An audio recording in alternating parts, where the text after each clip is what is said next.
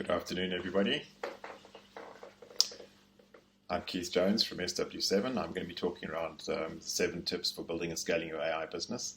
I'm a rehabilitated developer. I had my own business intelligence business I ran for 10 years, listed in London in 2009.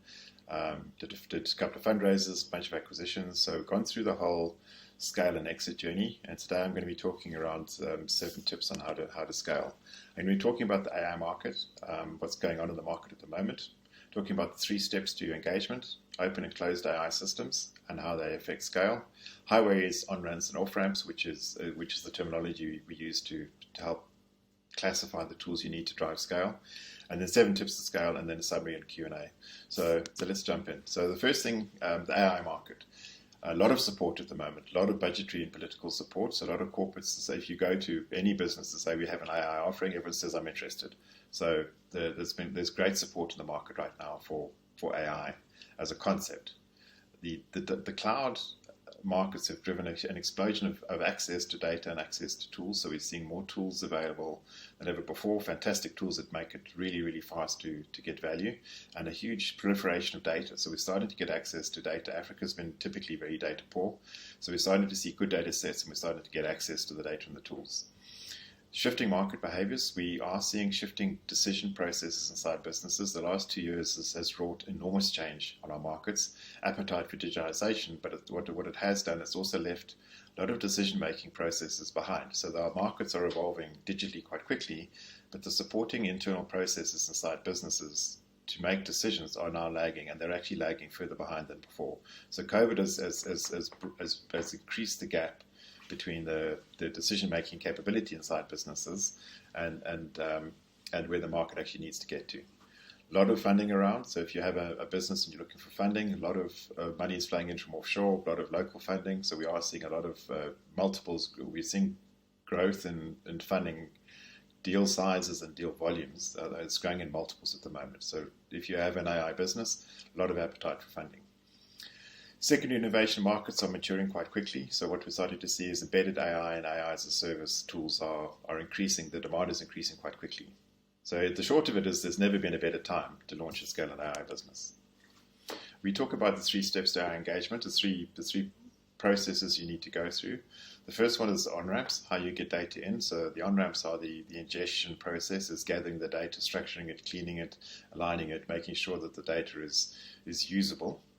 The second step is the highway. And this is the AI bit. This is where the bot or the algorithm takes the data, ingests the data, processes it, and then makes a decision. And the decision is the insights are rendered.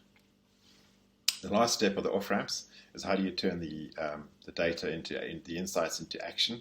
How do I translate the insights that are rendered into an actionable outcome that actually creates value? So I'm going to be talking around the on-ramps, the highway, and the off-ramps quite a bit. Closed AI systems. Closed AI systems tend towards statistics. And what that is if you do X, Y times, the outcome is likely to be Z. So self-driving cars are a great example of closed AI systems. The on-ramps are very structured. We've got sensors, we've got all the instrument panel in the car, we've got a GPS, so we've got location. So we've got a lot of data being fed in. And the data is being fed in and structured real time. So as the data is created by the sensor, by the panels in the car, it's been structured and fed into the algorithm in real time, and it's fed in nicely structured. The process of analyzing the data, so making a decision on what it needs to do. You've got the GPS, you've got the location, you've got the destination. I've got the rules of the road. I've got the speed limits. I've got everything I need to do to make a decision. So the bot is able to act and respond quite quickly. And then the last step, the off-ramp, is how do you take all of that information and turn it into action? So the action, of course, is accelerate, turn, indicate, slow down, brake. All this happens in near real time. And the reason it's able to happen in near real time is because the system is quite closed. So closed AI systems scale quite quickly because your on-ramps, the process of gathering the data, and your off-ramps, the process of turning it into action, is actually is all available and accessible. So IoT and Fourth Industrial Revolution systems tend towards closed AI systems, which means they can probably scale quite quickly. I'm going to focus more on open AI systems, which is your B2B world. So if you look at open AI systems, they tend more towards calculus. Is how many times do I need to do X until the result is Y? So B2B systems, the on-ramps, you gather the data. The data is unstructured.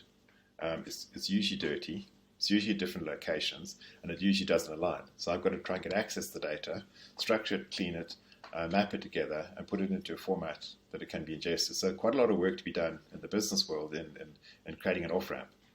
Then you go to the highway, and when you go to a business, the promise is we're going to make things better. Things will be, your decision-making processes will improve. The problem with better is it's a subjective destination. So we can't fix the destination with the customer and say, if you are here, we will absolutely guarantee to move you to there, because the business will improve for sure. But how much and do I measure? So a lot of subjectivity creeps in when we're discussing the definition of better inside a business. And then the last one in the business is we have to take the data and turn it into action. Now, quite often this means it certainly means integrating into a business process that exists, and quite often we need people to act to turn the data into value. And as soon as people get involved, the outcomes become variable. If you need a behavior change, it becomes even harder still. So the off-ramps are harder in OpenAI systems. So B2B software businesses tend not to scale as fast as closed systems because the on-ramps and the off-ramps are harder to navigate. I love Yogi Berra. If you don't know where you're going, you might end up someplace else. So if you apply the TOC, the theory of constraints thinking, to the process, which is basically how do you process the data through your business. So if you picture your business as a conveyor belt, you ingest the data, you make a decision, and you turn the data into action. Your business will scale as fast as you can push data down the conveyor belt.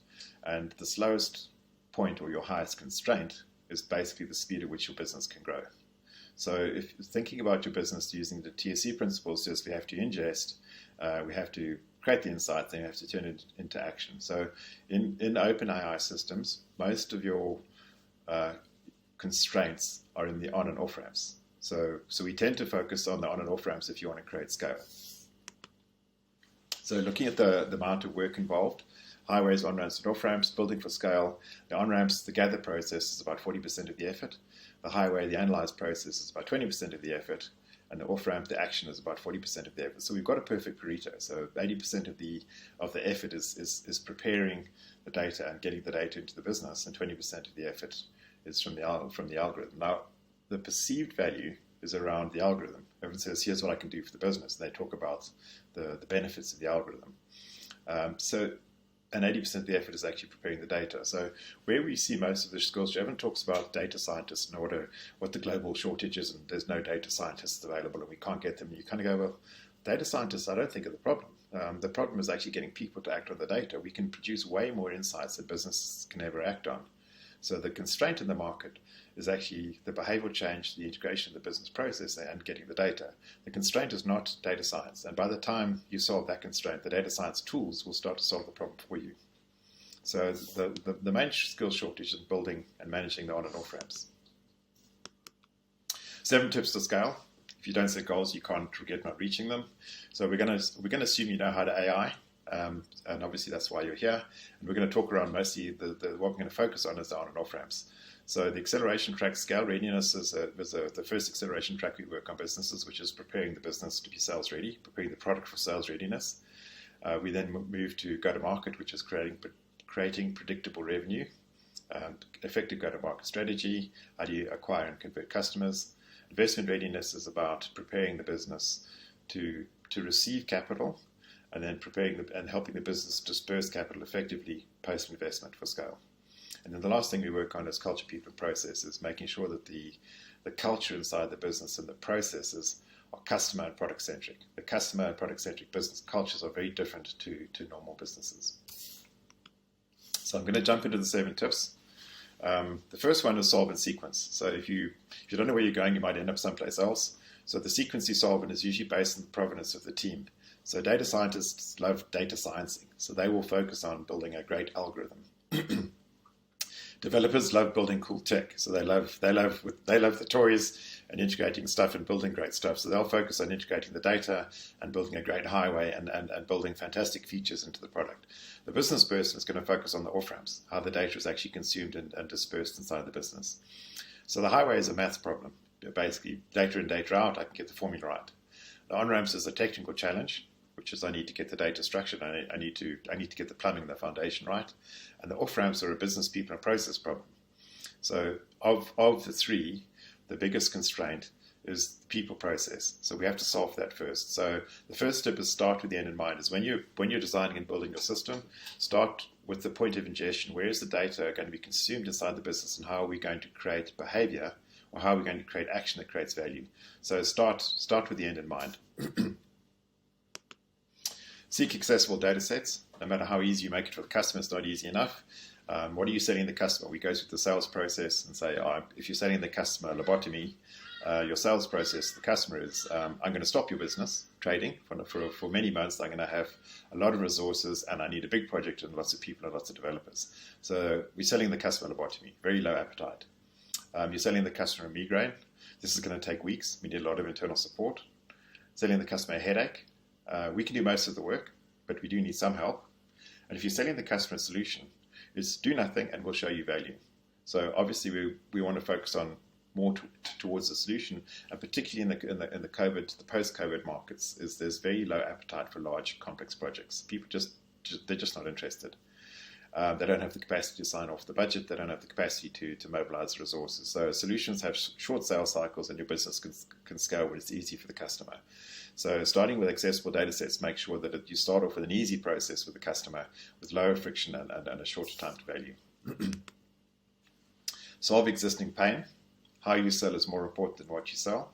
So getting budget allocated in the current market, getting new budget allocated is very difficult. So you have to go to the customer that has an existing customer problem statement. So you have to solve a need that they've identified for a project that they've identified and for budget that they have already allocated. And they understand what the benefits are, and they understand what they need to do. So your business will scale based on the quality of the customer problem statements that you serve. So the action the action that you drive inside the customer's business has to support a need that they've already identified. If you try to create a need, you're going to very long, complex sales cycles and education cycles. The education cycles at the moment were 9 months; they're going up to 18 months. So if you go through education cycles, very, very slow sales. So point number 3: build solutions to solve for a clear customer problem statement. And the customer problem statements you serve drive your strategy. Number 4, do enough. Confused customers don't buy. Techies get super excited by the power and the tools that are available. There are fantastic tools. You can build amazing stuff. So they'll start to build low latency solutions, real-time AI, and lots of features. And typically the tools will then be able to serve many, many sectors. They all can. And that's actually the problem, is you can't take a product to market that serves many sectors, because most of your effort is in the go-to-market strategy. So you need to choose a sector to be able to scale. So the pace the customer is able to act on the insights determines the pace of scale of your business. So low latency solutions are expensive to build, difficult to deploy, and expensive to run. So build a solution to give the data to the customer in the time that they're able to act on it. If it's a daily meeting, give it to them daily. If it's a weekly meeting, give it to them weekly. Building a real-time solution when the team meets monthly is a huge expense that doesn't deliver any value. So just in time is good enough. Secondly, the more features you build create more confusion, not value. So as you add more and more features, the customer becomes more and more confused. They're not quite sure what you're doing for their business because there's so much stuff in the box. So it's actually harder the more features there are, the harder it is to buy for the customer. So to deliver the data in the time it needs to be delivered in, and make it super simple for the customer, and make it understand the single thing that you're going to do for their business. So point number 4, build and sell solutions that are simple to understand and easy to buy. Less is more. 5, build what you can sell. Don't try to sell what you can build. If you build it, they won't come.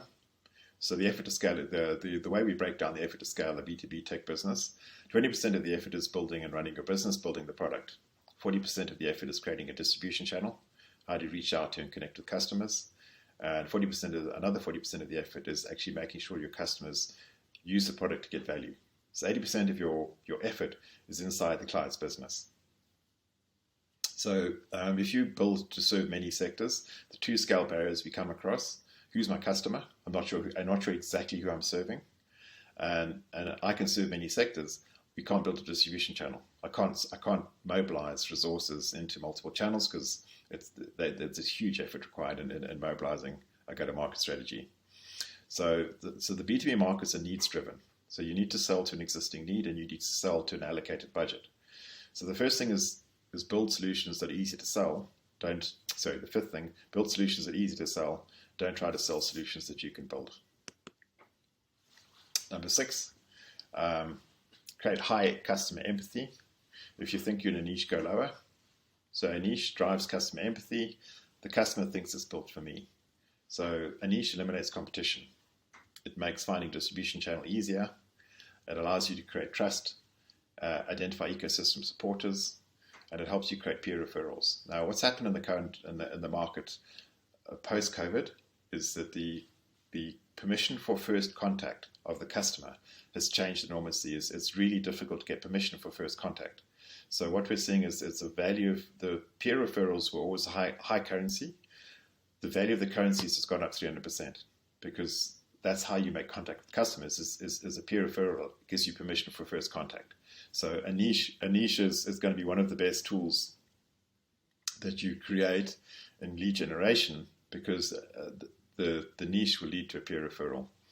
So, and then the customer empathy is the currencies the customer values is based on the sector the customer trades in, the customers they serve, the size, maturity, and life stage of their business. So those are the things that define the definition of value and what the customer seeks.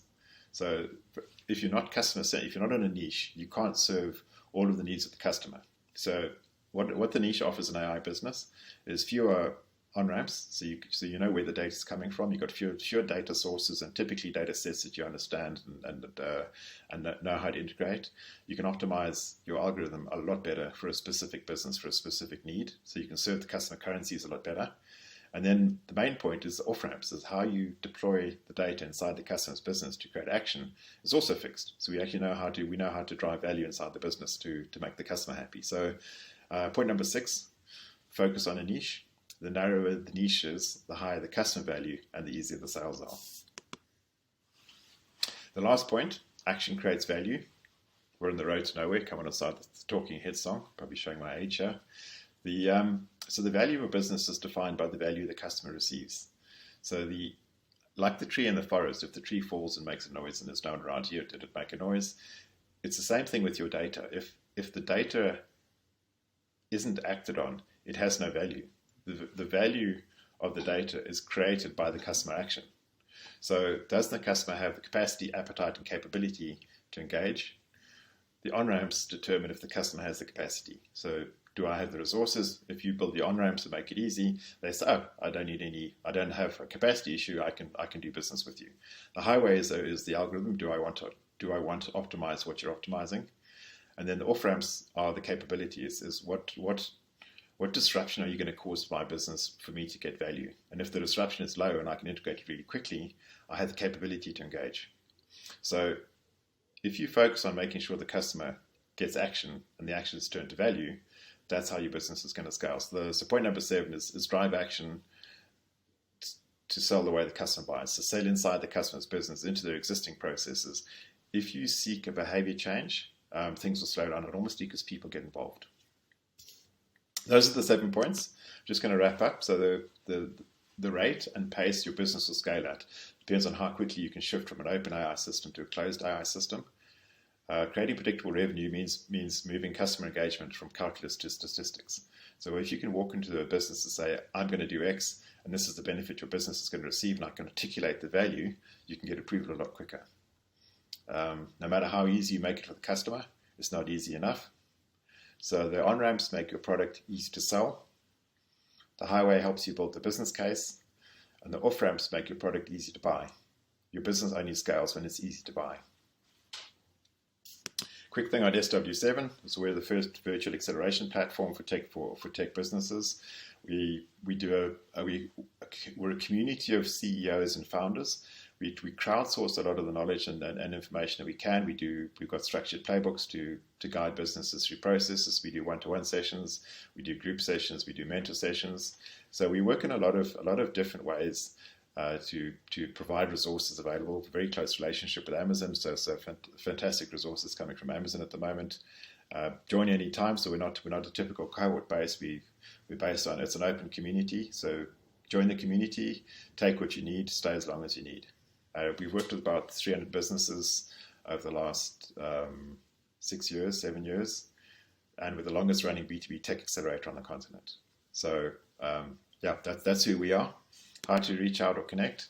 We've got a LinkedIn group, so if you want to just stay in touch, our LinkedIn group is the largest tech startups LinkedIn group in Africa, tech startups, founders and developers. We've got 8.3 thousand members. We've got an open community, so you can join on our website and be part of the open community, or you can join and get full acceleration if you're interested.